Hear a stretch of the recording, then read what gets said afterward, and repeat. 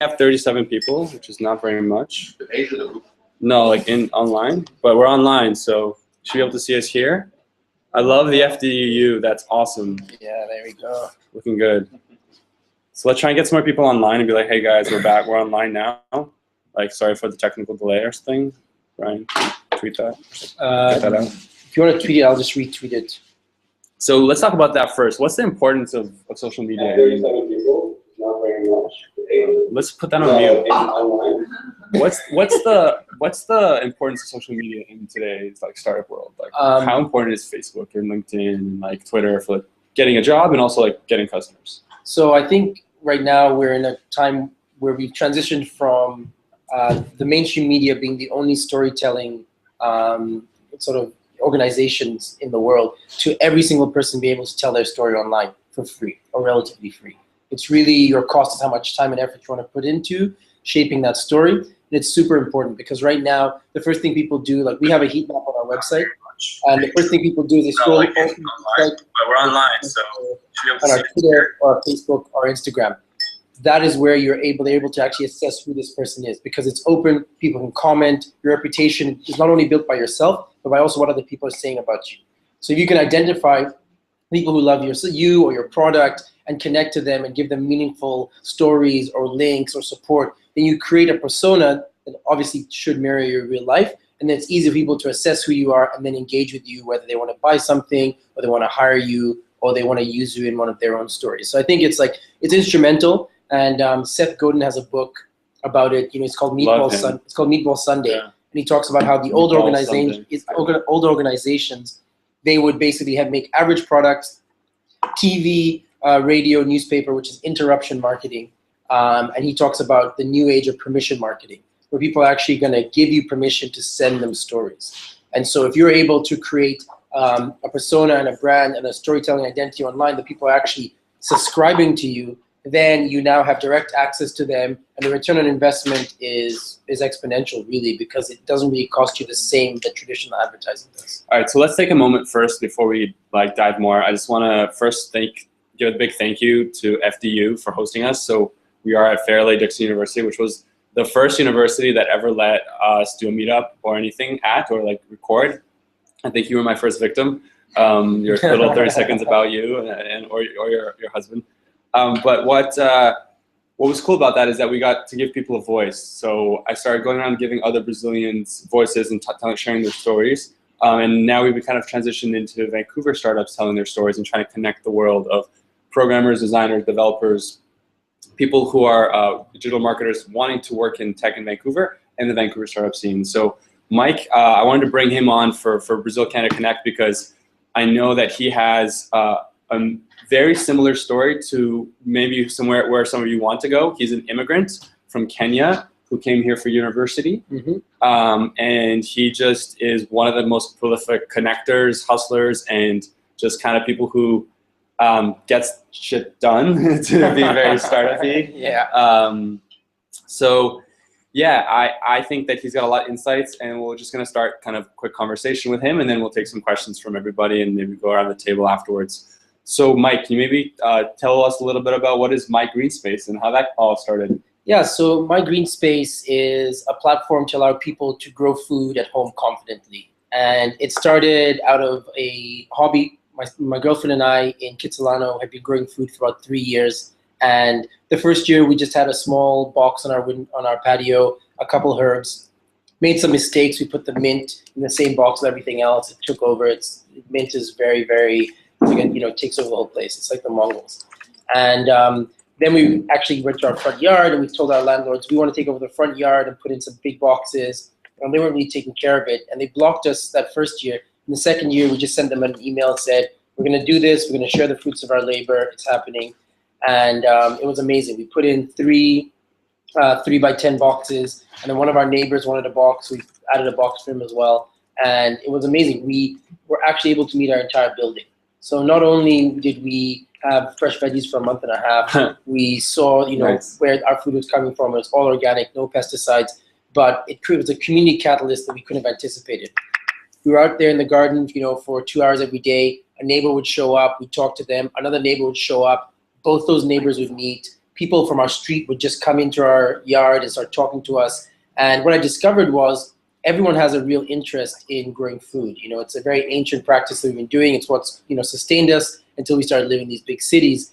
But the big problem was a lot of the elders in the communities who are growing food are farmers that nobody ever sees. And a lot of young people don't really want to spend the time reading huge textbooks, you know, like most of us are students or have just been students. We don't want to do that anymore. Digital media, apps, etc., the new sort of platforms for learning and interaction. So I thought, how could we make a platform where people learn as they do? And Hello. I started sketching out the idea for My Green Space about 2 years ago, and I just put it on the shelf. I said, oh no, you know, this is just an idea. Interesting. Why? And well, because at that time I was freelancing, building websites, apps for other companies, and I wasn't ready to jump into the project.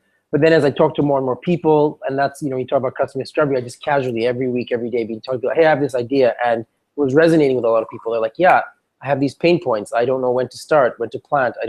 I can't remember when to water. I don't know if I'm doing the right thing. Maybe I need to reach out. Where do I get the right soil, etc. So then I made it my mission last year from May. I said, okay, I'm going to apply to Startup Weekend. I'm going to pitch there. And so I did in November. And I stood up and I said, who wants to save the world? Let's build a platform that can teach people and educate them and get them growing food. Brought together a group of 10 people. We came second in the competition. What competition? Vancouver Startup Weekend. What is that? So Vancouver Startup Weekend is a competition where over 56 hours or 52 hours, you basically bring together a team on Friday and you spend the whole weekend either building a prototype or validating that people want your idea. It started off being mainly heavily on building prototypes, so it was very tech-based. Now they've transitioned to actually being a more customer discovery and customer validation process. So you don't even need to have built any technology. You could put up a landing page and take pre-orders, and the people who took the most pre-orders could have won, you know, things like that. So it was great. We spent the weekend, I got a team together, and the great thing with the team was we bonded them on values. Everyone was in the team not just to make money. Like, obviously we are a for-profit company. We do want to make a lot of money, but we think that by actually impacting people's lives positively, the money will be the return, not just looking at the money first. And that's a very big value for us, is that we need to be helping people. Otherwise, we'd be sort of going off the path of our mission, which is we want to put a garden in every home around the world. Every person, like Bill Gates, a computer on every exactly. And then and so it's a big goal, but then that allows us to have it as a lifetime mission. You know, it's something that's going to be bigger than any one person who comes to the company, something that will allow for many, many creative executions. We're not going to do it by ourselves. One of our key mantras and strategies is partnerships. And it's so important because if you try to live in an isolated world, if you know about technology, now everything's opening up, you know, APIs. So What's an API? So an API is a way for you to access a database from a third party. So for example, for us, when we grow our network out, maybe there'll be another company that's actually helping people share their backyards to a garden.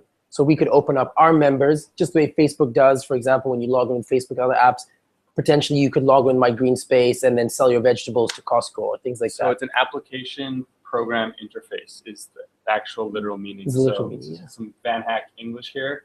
Like API means application program interface. And if you're a programmer in Vancouver, you better know what that is.